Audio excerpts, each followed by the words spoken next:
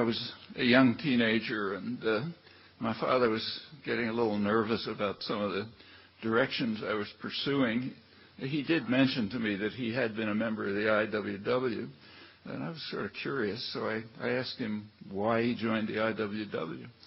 And he said when he came over on steerage as an immigrant, and was working in a sweatshop in Baltimore, barely knew any English, he said a guy came around and was trying to sign people up. He couldn't understand what he was saying, but he seemed to be for the workers, so he signed up. I don't think they have that in Wikipedia. Well, to the subject. I think that the greatest singular achievement of Said as a literary critic has been to put imperialism at the center of Western civilization.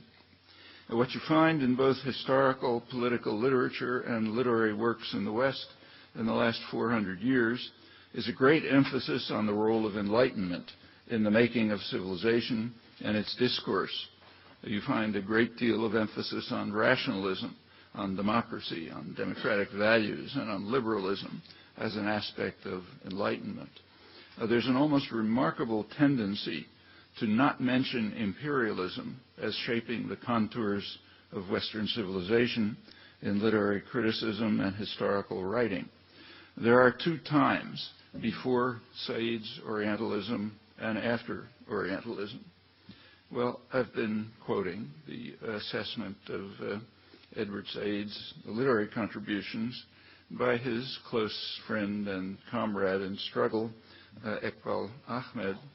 He was like Edward, he was a rare and stellar example of an engaged intellectual dedicated to truth and justice in word and in action. Their passing a few years ago is an irreparable loss for the poor and the suffering of the world, and also for depth and clarity of thought and understanding. Among Edward's many achievements was to draw the culture of imperialism out of the shadows and explore its deep roots and its pervasive implications in many domains. And in these remarks, I'd like to explore some of its specific manifestations, focusing on the events that opened the way to the famous unipolar moment of unchallenged U.S. global hegemony 20 years ago. I was interested to see the pictures on the wall as I came in, remembering those moments, and also the ways in which these events are remembered on the 20th anniversary, which was celebrated last month. To do so requires following two tracks. One is policy, and the other is its interpretation through the prism of imperial ideology. And the dawn of the unipolar moment is a very instructive test case, I think, in both domains. We can gain a sense of how deep are the roots of imperial ideology by considering completely unambiguous cases. None are more clear than horrendous crimes that were frankly acknowledged by the perpetrators, but passed over as insignificant or even denied in retrospect by the beneficiaries, namely us. Settler colonialism, which is commonly the most vicious form of imperial conquest, provides quite graphic illustrations. The English colonists in North America had no doubts about what they were doing.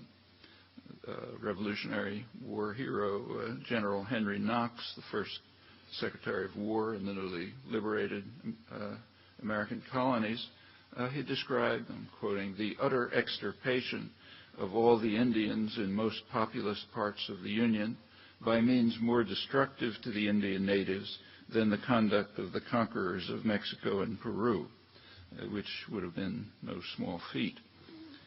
In his later years, after his own contributions to these crimes were long past, John Quincy Adams lamented the fate of what he called that hapless race of Native Americans, which we are exterminating with such merciless and perfidious cruelty among the heinous sins of this nation, for which I believe God will one day bring it to judgment.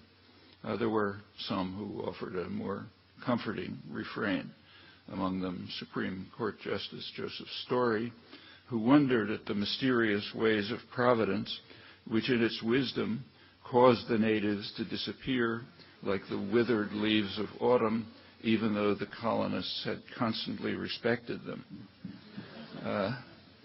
Distinguished contemporary commentators reinterpret the wisdom of Providence in secular terms. One example is the prominent Yale historian John Lewis Gaddis, the sort of dean of Cold War historians. He hails Adams, John Quincy Adams, as the grand strategist who laid the foundations for the Bush Doctrine. The doctrine that, as Gaddis puts it, expansion is the path to security. It was a very convenient doctrine for those who can get away with it or have powerful patrons. With evident appreciation, Gaddis observes that the doctrine has routinely applied throughout the history of the infant empire, as George Washington termed the New Republic. He passes in silence over Adams's gory contributions to the heinous sins of this nation as he established the doctrine in a famous state paper justifying the conquest of Florida on utterly fraudulent pretexts of self-defense. The conquest was part of Adams's project of removing or eliminating Native Americans from the Southeast. It's William Earl Weeks, the leading historian of the massacre, who provides a lurid account of what he calls this exhibition of murder and plunder, targeting lawless Indians and runaway slaves. Gaddis cites Weeks, but spares us the content of what he said. To mention an even more extreme example, just a few months ago, in the New York Review of Books, political analyst Russell Baker describes what he learned from the work of the heroic historian, as he calls him, Edmund Morgan. Namely, here's what he learned, that Columbus found a continental vastness sparsely populated by farming and hunting people. In the limitless and unspoiled world, stretching from tropical jungle to the frozen north, there may have been scarcely more than 1 million inhabitants. I looked carefully. No letters appeared in reaction, though a few months later the editors did publish what they called a clarification, which stated that in North America, recent research suggests that the numbers may have been as high as 18 million. Well, the clarification is perhaps even more telling than the original. Baker, first of all, was not referring to North America, rather from tropical jungle to the frozen north. The research is not recent. It's decades old. And it was also known a long time ago that the sparsely populated, unspoiled world included advanced civilizations, also in what's now the United States. Nevertheless, the exercise of genocide denial with a vengeance merits little concern or comment, presumably because it's so unremarkable and in a good cause. Now, not all cases of genocide denial get such an easy pass, and the criterion is not very difficult to discern. The European Union recently approved what they called a framework decision on combating racism and xenophobia, which bans publicly condoning, denying, or grossly trivializing crimes of genocide, crimes against humanity, and war crimes. Putting aside the question of whether the holy state should be granted the right to determine historical truth and punish a deviation from its edicts, what's of particular interest here is the selectivity of concerns. There was a response among historians who were upset about it. They feared that the framework decision might bar not only questions about the Holocaust, which is already banned in many countries, but also inquiry into crimes of the Ottoman Empire and Stalinist Russia. Well, perhaps other cases come to mind, perhaps with Western powers as perpetrators and beneficiaries, but that question didn't arise.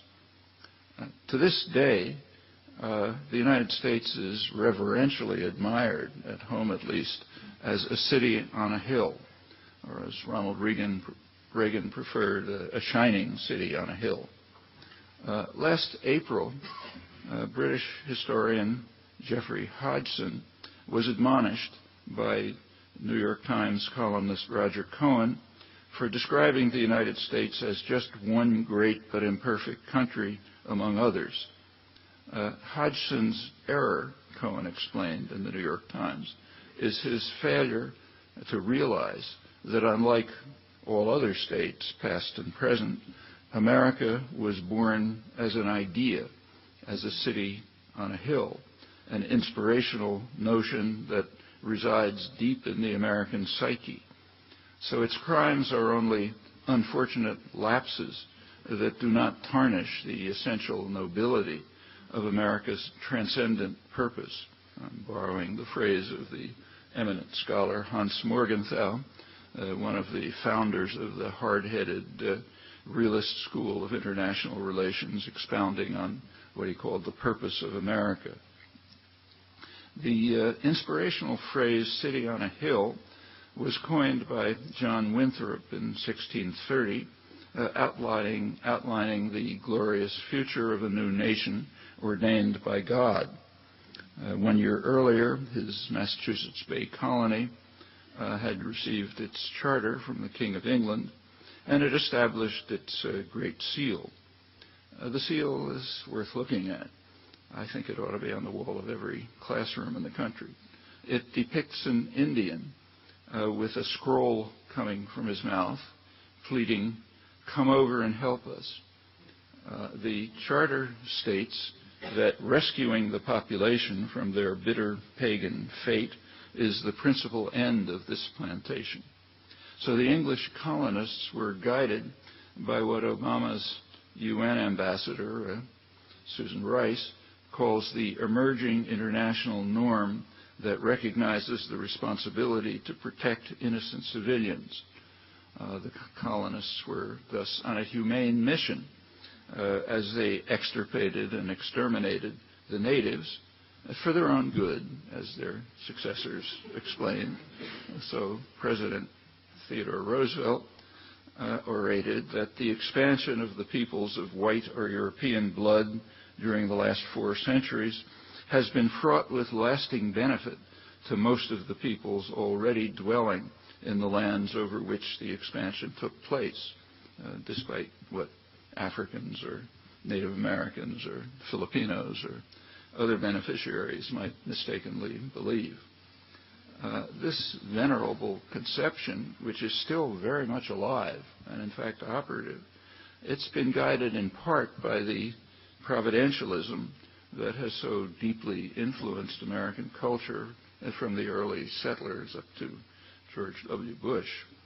In his case, there's some pretty remarkable examples. This is the conception that we're carrying out God's will in his mysterious ways. That's been accompanied by another thesis, also venerable, also very much alive, the thesis of Anglo-Saxon superiority, which traces back to the original Aryans and the Teutons in the German forests, who maintained their racial purity by exterminating those in their paths. They then crossed the channel, did their work, and then came over here, which is why we're sitting on the hill. These beliefs are deeply ingrained in English cultural history, and they carried over to the infant empire established by the English in those limitless and unspoiled world that they found. For the founder of American anthropology, Lewis Morgan, the Aryan family represents the central stream of progress because it produced the highest type of mankind and because it has proved its intrinsic superiority by gradually assuming control of the earth. Charles Darwin endorsed the view that the history of the culture of mind from Greece to the Roman Empire and onward only appears to have purpose and value when viewed in connection with, or rather as subsidiary to, the great stream of Anglo-Saxon emigration to the West, and finally to the United States, where the advance of civilization has reached its peak because the nation produced the greatest number of highly intellectual, energetic, brave, patriotic, and benevolent men. As the project was approaching its final stages, final success in the mid-19th century, the governor of California, Peter Burnett, informed the public that the war of extermination will continue to be waged between the two races until the Indian race becomes extinct.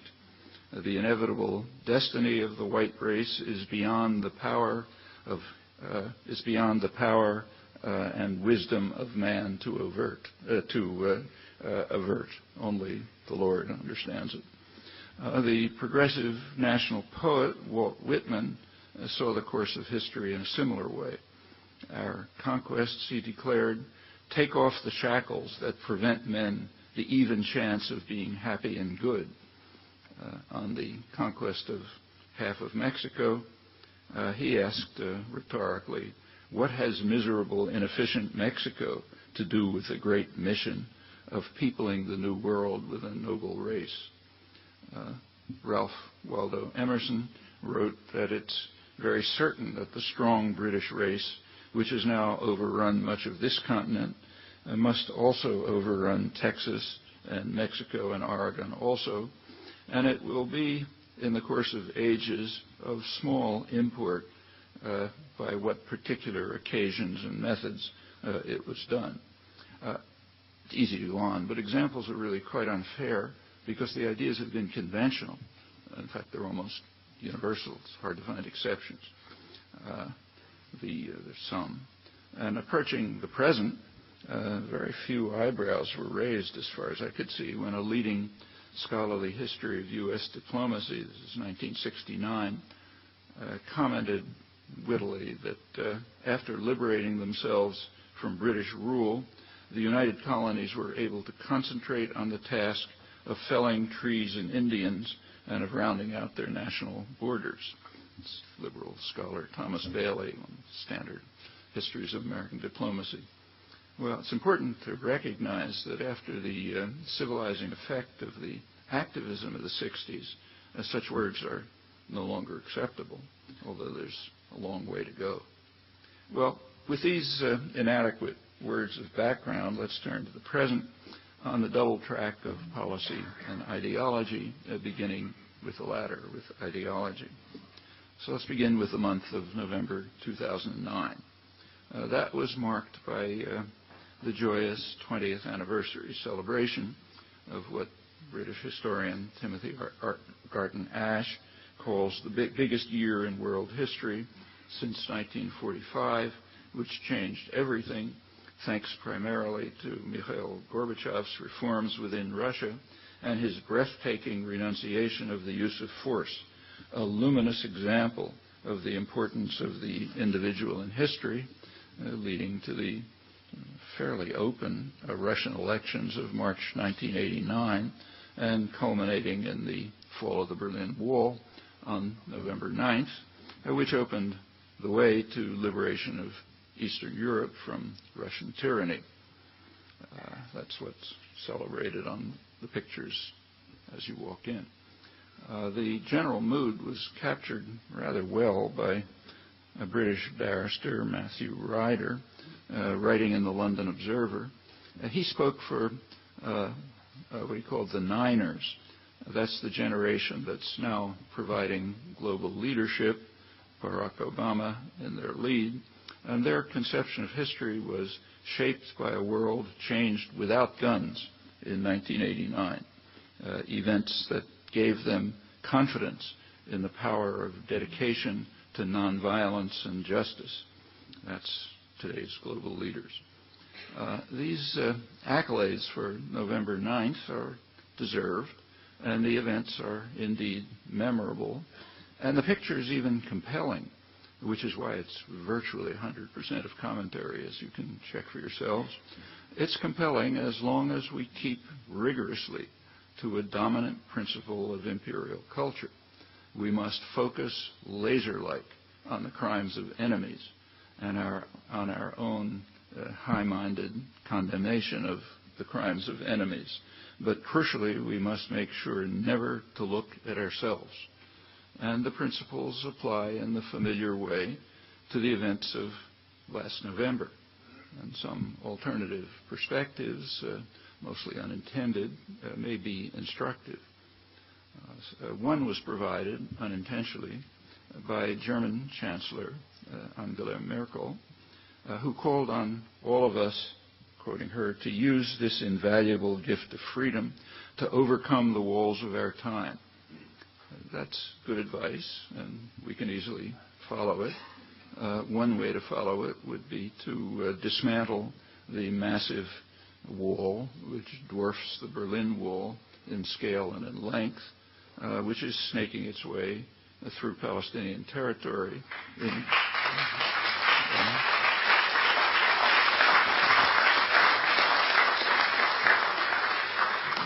Of course, in gross violation of international law, if anyone cares about such details. Well, like virtually every state action, this annexation wall, as it should be called, is justified in terms of security. That's a reflex, whatever a state does. But as is commonly the case, the claim lacks any credibility at all. If security were the concern, the wall would be built along the border, and it could be made completely impregnable. The purpose of this illegal monstrosity, which is constructed with decisive U.S. support and European complicity, is to allow Israel to take over valuable Palestinian land and the main water resources of the region. That's one part of a much broader annexation project which we fund and support. Otherwise, it couldn't continue. The highest Israeli authorities recognized from the outset that these programs were in direct violation of international law. There was never any ambiguity. It's leading legal authorities in Israel.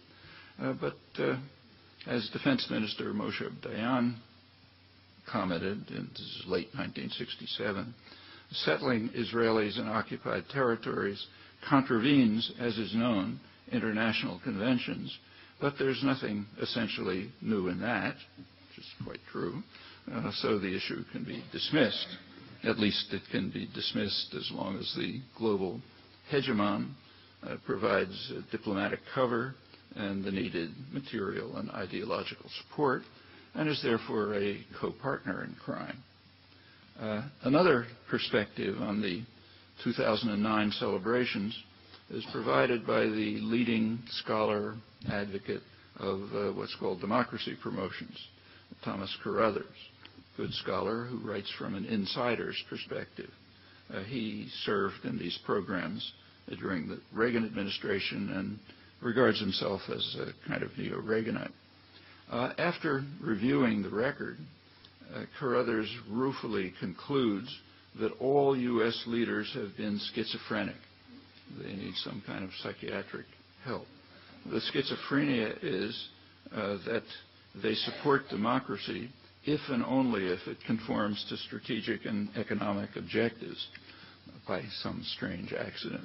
Hence, they support it in Soviet satellites, but not in U.S. client states.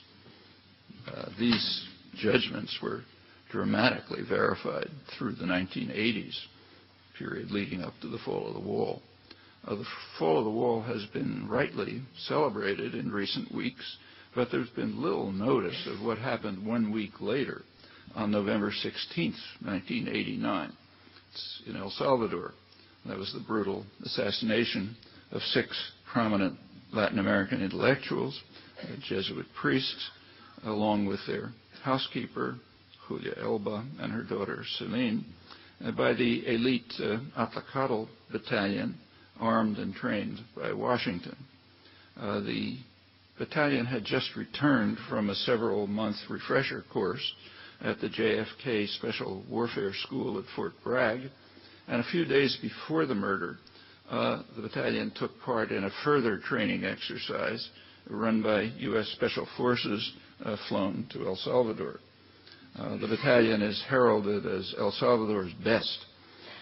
The battalion had already left a bloody trail of the usual victims during the horrendous decade of the 1980s, which opened in El Salvador with the assassination of Archbishop Oscar Romero, the voice for the voiceless, as he was called, by much the same hands. And the story was similar throughout Central America, leaving hundreds of thousands of corpses and general misery during a reign of torture, murder, and destruction, guided by the Reagan administration under the guise of the war on terror that they declared in 1981 as they came into office. Well, it was surmised at the time that the murder of the Jesuit intellectuals was planned by the high command of the Salvadoran army. And that was confirmed 2 weeks ago by the publication in the Spanish press of the document, the actual document, ordering the murders and the murder of any witnesses. This was signed by the Chief of Staff and his associates.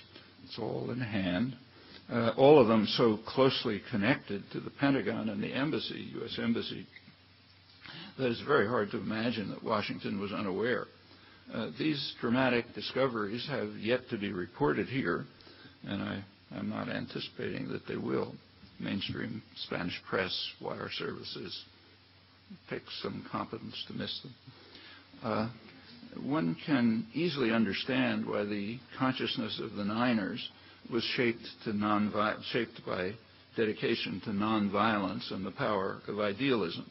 That's fair enough, if attention is rigorously guided by the culture of imperialism, is focused on their crimes, with ours removed from sight and removed from memory.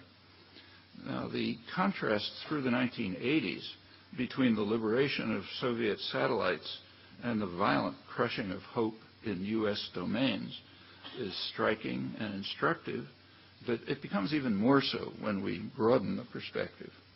The assassination of the Jesuit intellectuals was a crushing blow to liberation theology. That was the remarkable revival of Christianity that had its modern roots in the initiatives of Pope John XXIII and Vatican II, which he opened in 1962.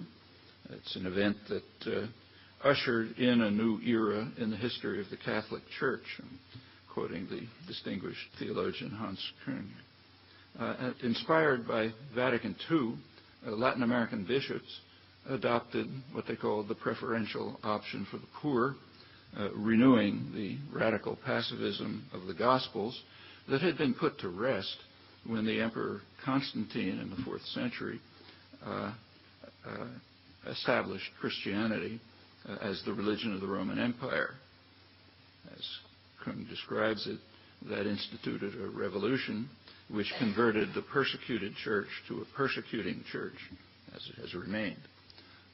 In the post-Vatican II attempt to revive the Christianity of the pre-Roman period, priests, nuns, lay persons took the message of the Gospels to the poor and the persecuted, brought them together in base communities, encouraged them to take their fate into their own hands and to work together to try to overcome the misery of survival in the vicious realms of U.S. power. Well, the reaction to this grave heresy was not long in coming. In 1964, a military coup took place in Brazil. The basis was laid for it by the Kennedy administration, actually occurred a couple of weeks after his assassination. It established a national security state in Brazil, kind of a neo-Nazi national security state. It overthrew a mildly social democratic government, instituted a reign of torture and violence. It was the most decisive victory for freedom in the mid-20th century, according to Kennedy Johnson ambassador Lincoln Gordon, who added that the democratic forces now in charge should create a greatly improved climate for private investment.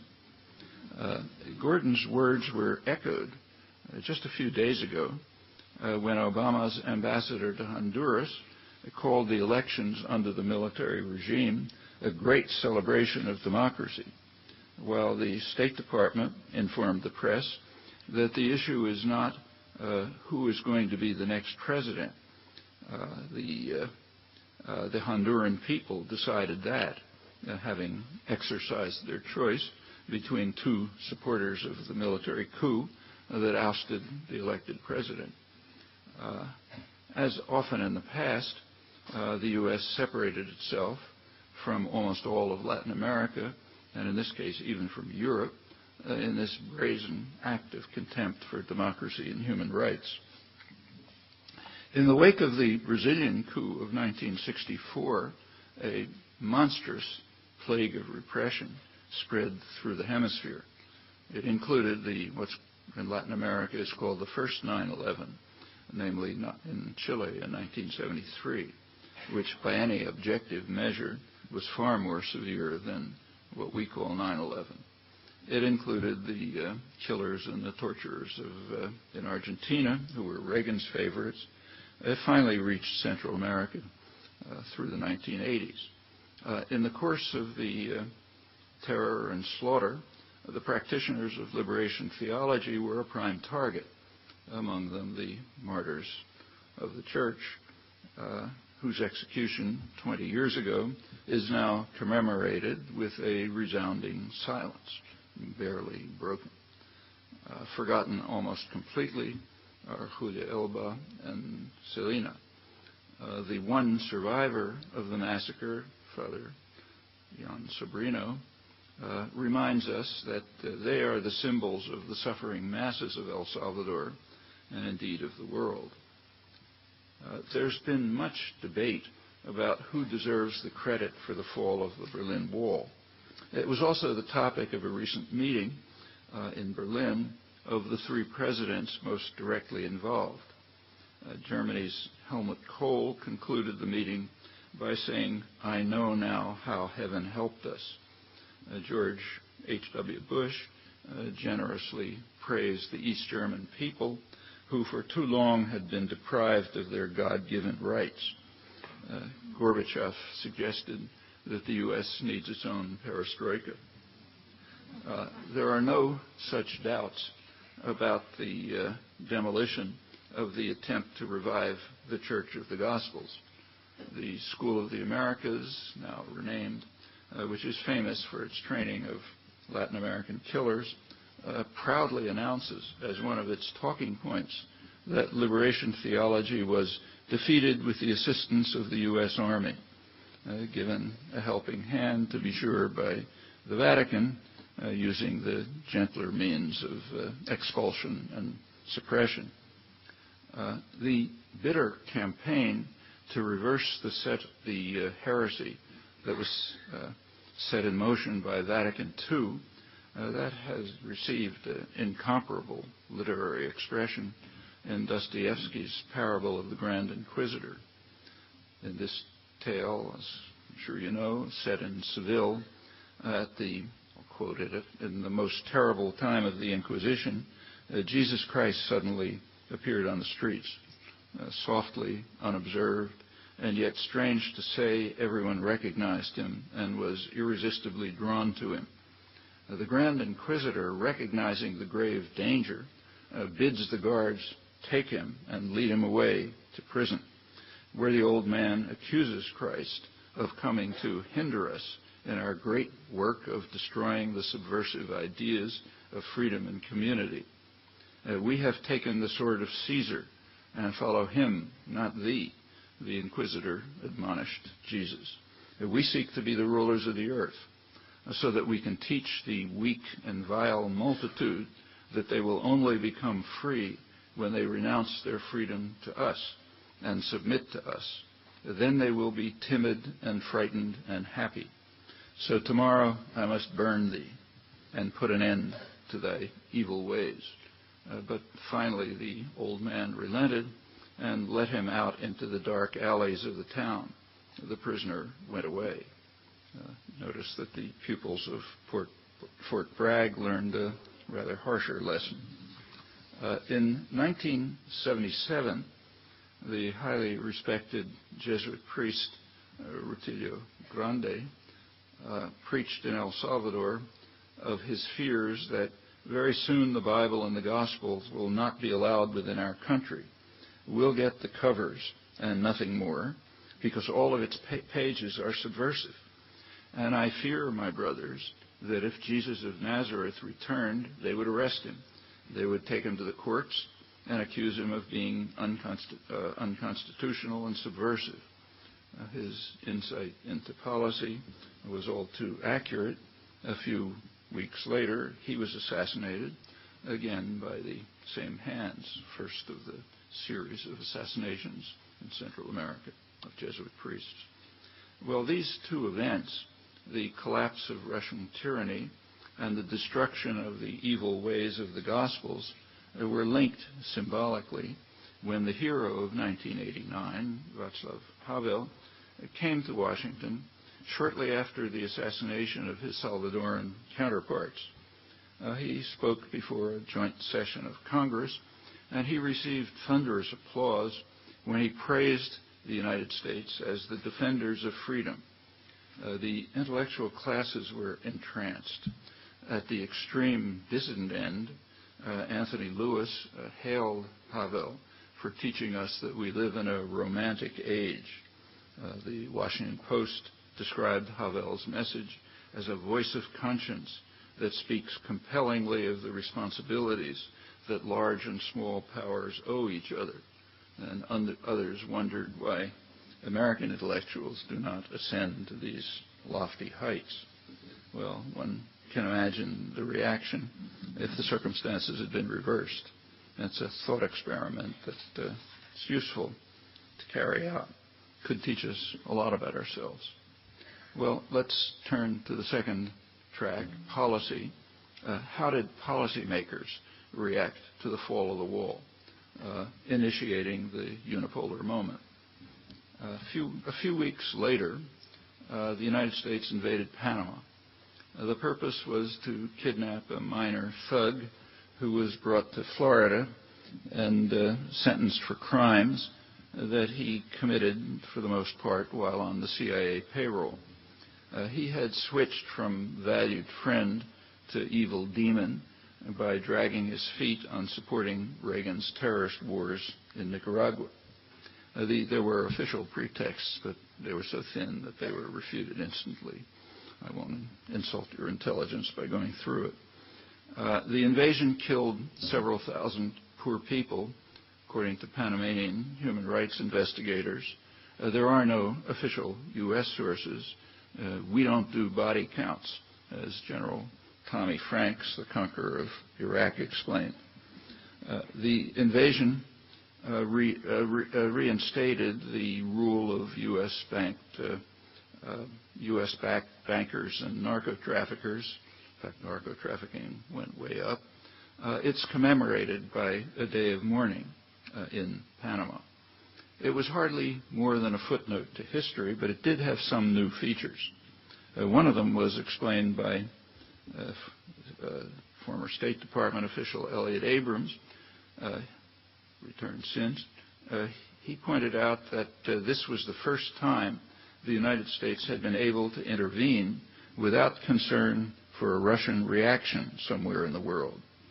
And other prominent commentators elaborated. They pointed out that with the Soviet deterrent gone, the U.S. would be free to resort more readily to force, violence, and subversion to achieve its global aims.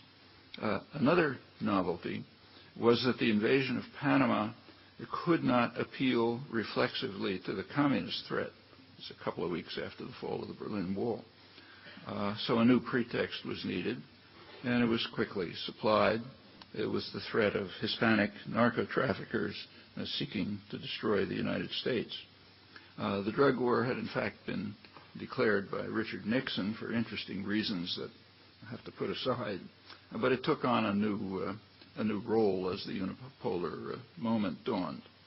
And similar considerations guided the general formulation of policy after the collapse of the monolithic and ruthless conspiracy aiming for world conquest, borrowing John F. Kennedy's phrase.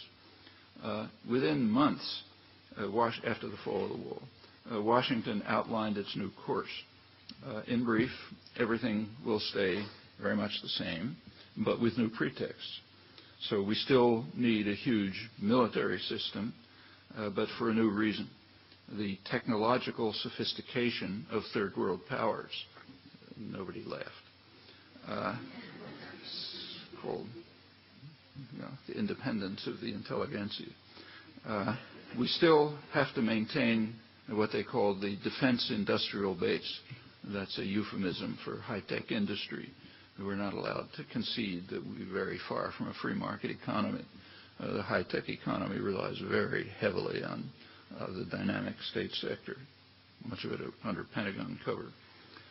We must maintain intervention forces directed at the Middle East energy regions, where I'm quoting, where the significant threats to our interests could not be laid at the Kremlin's door.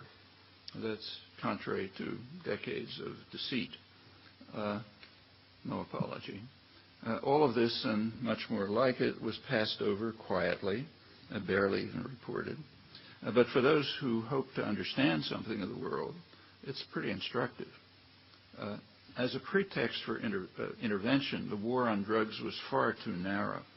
A more sweeping mission was needed, and the intellectual community quickly turned to the task.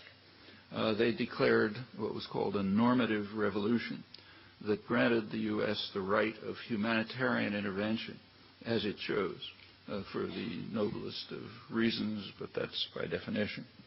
The traditional victims were unimpressed, to put it mildly. Conferences of leaders of the global South immediately and bitterly condemned what they called the so-called right of humanitarian intervention. Their stand was upheld by a high-level UN panel in 2004, in this case with leading U.S. figures participating, among them former National Security Advisor Brent Scowcroft and the distinguished Australian diplomat Gareth Evans. A refinement was therefore necessary. And again, the intellectual classes rose to the occasion, devising a new doctrine, responsibility to protect. It's familiarly known as R2P. It's now the topic of a substantial literature, many conferences, new organizations, academic journals, and much praise. And the praise is, in fact, justified, at least in one respect. We may recall Gandhi's response to the question of what he thought about Western civilization. He's alleged to have said that it would be a good idea. And the same holds of R2P. It would be a good idea. On that, I think everyone should agree. But then the usual problems arise. Just what is R2P, and when does it apply? Well, on the first question, what is R2P, there are two versions which are commonly, in fact, systematically conflated in the West, but they're quite different. One was given formal expression at the United Nations World Summit in 2005, and a radically different position is articulated in the founding document of R2P. That's the report of an international commission in 2001, of which the leading figure and spokesperson is Gareth Evans. The World Summit, UN World Summit, basically reiterated positions already adopted and, in fact, implemented by the United Nations, at most with a sharper focus. The summit, in particular, adopted the persistent, unchanging stand of the World Court, the Global South, the high-level UN panel, namely the stand that forceful action can only be carried out under Security Council authorization, with an exception that's irrelevant, although it did grant the African Union a qualified right of intervention within the African Union itself. Now, if that exception were generalized, the consequences would be intriguing. For example, Latin American countries would be authorized to carry out large-scale terror in the United States to protect victims of U.S. violence in the hemisphere. Well, the conclusion is immediate, but never drawn for some odd reason. In any event, we can put the African Union exception aside, although it is commonly adduced by proponents of R2P to try to show that it's not an instrument of imperialism, but rather is rooted in the South, as it is in the World Summit version of R2P. Well, that's one version. The second version of R2P in the Evans report differs fundamentally from the Summit Declaration. In its crucial paragraph, the Commission authorizes action within area of jurisdiction by regional or sub-regional organizations subject to their seeking subsequent authority from the Security Council. Now, this is 2001, and the paragraph was plainly crafted to apply retrospectively to the bombing of Serbia, just what was forcefully rejected by the Global South, the high-level panel, and the World Summit version of R2P. This provision of the Evans Commission effectively authorizes the powerful to use force at will, and the reason is quite clear. The powerful unilaterally determine their own area of jurisdiction. The Organization of American States and the African Union, they can't do that, but NATO can and does. NATO determined that its area of jurisdiction includes the Balkans, but interestingly not NATO itself, where shocking crimes were committed against Kurds in southeastern Turkey right through the 1990s. It's all off the agenda because of the decisive military support for them by the leader of the free world, Bill Clinton. NATO later determined that its jurisdiction extends to Afghanistan, as you know, and also beyond. Officially, it now extends to protection of pipelines, sea routes, and other crucial infrastructure of energy systems on which the West relies. Now, these expansive rights granted by the Evans Commission are in practice restricted to NATO alone, radically violating the principles of the World Summit. And they explicitly open the door for resort to R2P as a weapon of imperial intervention at will. Well, let's turn to the second question. How is R2P applied in practice? The answer will surprise no one who has the slightest familiarity with history or elementary understanding of the structure of power. I'm not going to run through the highly selective application. It's exactly as you'd expect, but just take a few examples. There's no thought of devoting pennies to protect the huge numbers of people dying from hunger and lack of health care. That's at a level far higher than Rwanda, probably twice the Rwanda level among children alone, and not for 100 days, but every day and increasing. Victims who are protected populations by law, protected populations are also barred from protection, among them the victims of the U.S.-Israeli attack in Gaza early this year. They are protected persons under the Geneva Conventions, but they're not part of the responsibility to protect. Victims who are the direct responsibility of the Security Council also are unable to appeal to R2P. The most striking case is Iraqis subjected to Clinton's murderous sanctions, which were condemned as genocidal by the administrators of the UN programs, the respected international diplomats Dennis Halliday and Hans von Sponeck, who successively resigned in protest against these violations of the Genocide Convention. So they're not protected. Also not protected are the victims of the worst massacres of recent years in the eastern Congo, and only the cynical might suspect that the neglect has something to do with the fact that the worst offender is U.S. ally Rwanda, and that multinationals are making a mint from robbing the region's rich mineral resources with the crucial aid of the militias that are tearing the place to shreds. Anyone who has a cell phone is a beneficiary, and on, exactly as the rational would suspect.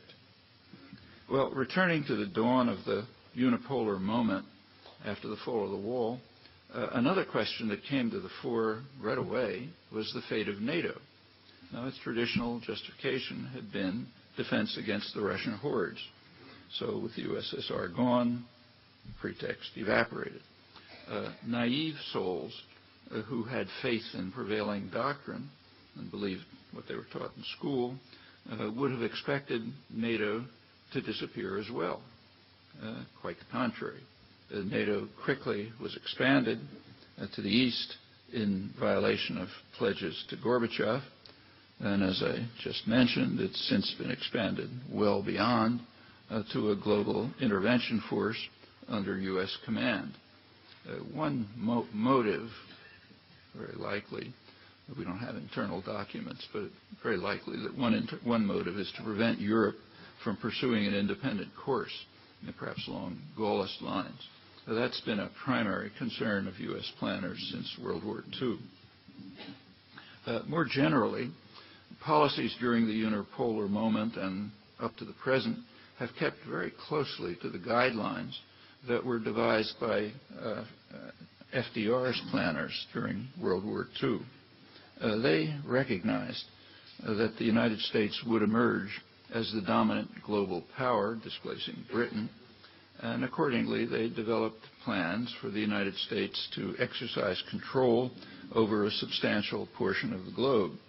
This grand area, as they called it, was to comprise, at a minimum, the Western Hemisphere, the former British Empire, and the Far East. And in the grand area, quoting them now, the U.S. would hold unquestioned power and would act to ensure the limitation of any exercise of sovereignty by states that might interfere with its military and economic supremacy. That's Roosevelt. Note the similarity to the Bush doctrine that outraged articulate opinion 60 years later. And review of the intervening period reveals that the same doctrines prevailed and in fact still do. A good illustration is Bush's immediate predecessor, Bill Clinton. It's regarded as a centrist moderate, pretty much Obama's model. Under Clinton, the U.S. officially reserved the right to act unilaterally when necessary, including unilateral use of military power to ensure uninhibited access to key markets, energy supplies, and strategic resources. That's without even the pretexts of self-defense on which the Bush neocons insisted. The Clinton doctrine elicited no condemnation or maybe even comment, unlike the arrogant and contemptuous proclamations of the Bush administration, and rightly, because it just reiterated long-standing positions, and it was presented with polite restraint. In the early days of World War II, Roosevelt's planners thought that Germany might prevail in Europe, but as Russia ground down the Wehrmacht, the vision became more expansive. The grand area was to incorporate as much of Eurasia as possible, at least Western Europe, its economic heartland. Detailed plans were developed for world order, and they were soon implemented right after the war. Each region was assigned what was called its function in the U.S.-dominated global system. So, for example, Southeast Asia was to fulfill its major function as a source of raw materials for Japan and Western Europe under the U.S. aegis. The South in general was assigned a service role. It was to provide resources, cheap labor, markets, investment opportunities, more recently other services such as export of pollution and waste. That's what's happening in Somalia right now. At the time, the U.S. was not much interested in Africa. So Africa was handed over to Europe to exploit, it's the word that was used, for its reconstruction from wartime destruction. That happens to be George Kennan's phrase. One can imagine different relations between Europe and Africa in the light of history, but these were not considered. They violate the imperial culture. In contrast to Africa, Middle East oil reserves were recognized to be a stupendous source of strategic power and one of the greatest material prizes in world history. It was the most strategically important area in the world, in Eisenhower's words. Control of Middle East oil would provide the United States with substantial control of the world. Top democratic planners recognized, and those principles remain in force. With regard to Latin America, post-war planners concluded that the primary threat to U.S. interests is posed by radical and nationalistic regimes that appeal to the masses of the population and seek to satisfy the popular demand for immediate improvement in the low living standards of the masses and development for domestic needs. And these tendencies conflict with the requirement of a political and economic climate conducive to private investment with adequate repatriation of profits and protection of our raw materials. Ours, so God happened to place them somewhere else. Mysteries of providentialism. And later on, it wasn't just radical and nationalist regimes, but also this heresy of the effort to revive Christianity, pre-Roman Christianity. And a large part of subsequent history flows from these conceptions. Support for harsh dictatorships proceeds unchanged. As President Obama set off to deliver his highly praised Cairo speech, he hastened to explain that he did not regard Egyptian President Hosni Mubarak as an authoritarian leader. In his words, I tend not to use labels for folks. Now, when a political leader uses the word folks, you know you're going to shudder at what comes next. Obama obliged.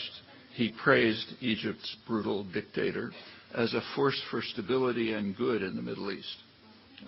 Just as in the past, support for democracy and for human rights keeps to the pattern that scholarship has repeatedly discovered, standard schizophrenia, correlating very closely with strategic and economic objectives. It's small wonder that outside the West, very few take U.S. charges against Iran very seriously, and not only the alleged concerns for human rights, which doesn't reach the laugh meter, but also the primary charges that Iran is concealing something from the International Atomic Energy Agency, as it doubtless is. Others are concealing nothing at all. For example, the three countries that have never signed the Non-Proliferation Treaty, India, Pakistan, and Israel, all of which have relied on the United States, on U.S. support for their nuclear weapons programs. At the peak of the recent furor about Iran, India announced that, quoting, it can now build nuclear weapons with the same destructive power as those in the arsenals of the world's major nuclear powers, which means Pakistan will try weakly to match it. At the same time, the International Atomic Energy Agency passed a resolution calling on Israel to join the Non-Proliferation Treaty and to open up its nuclear facilities to inspection.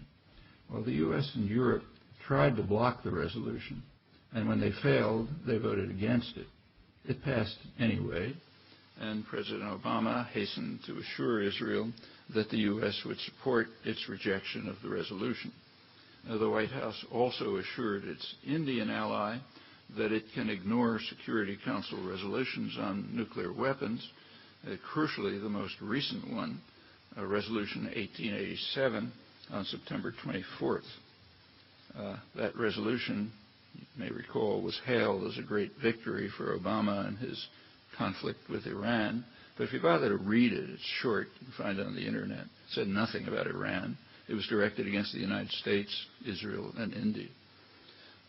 Obama reacted to Resolution 1887 not only by telling India that they can ignore it, but also in a different way.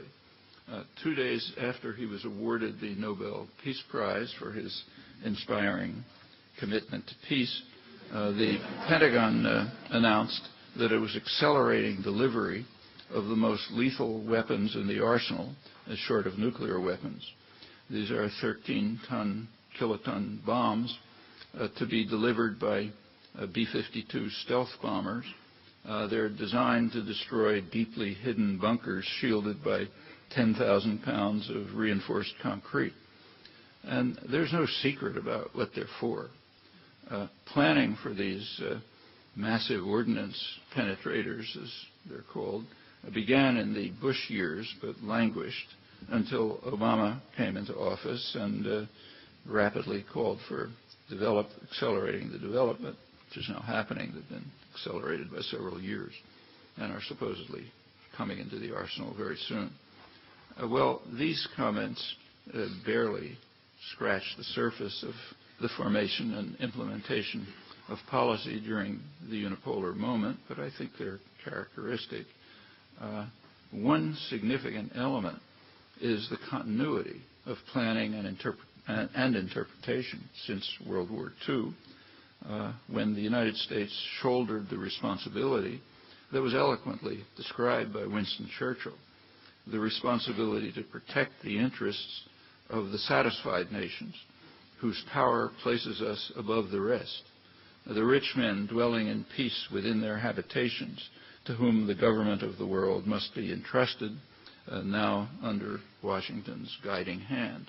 And that remains the operative meaning of the fashionable phrase, responsibility to protect.